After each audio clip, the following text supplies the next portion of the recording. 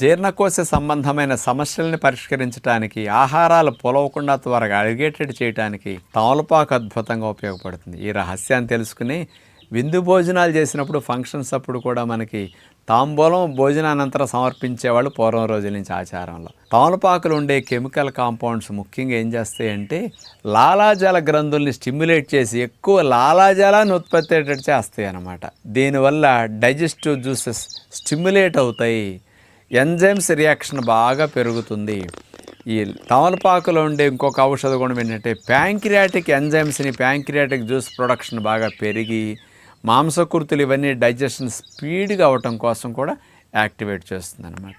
అందుకని 2 రకాలుగాను పొట్ట ప్రేగుల్లోనూ నోట్లోనూ ఇవి అన్ని రకాల జీర్ణ సంబంధమైన ఎంజైమ్స్ ఉత్పత్తి, జీర్ణాది రసాల ఉత్పత్తిని పెంచడానికి ఇది అద్భుతంగా ఉపయోగపడుతుంది. అందుకని ఇండైజెషన్ సంబంధమైన సమస్యలు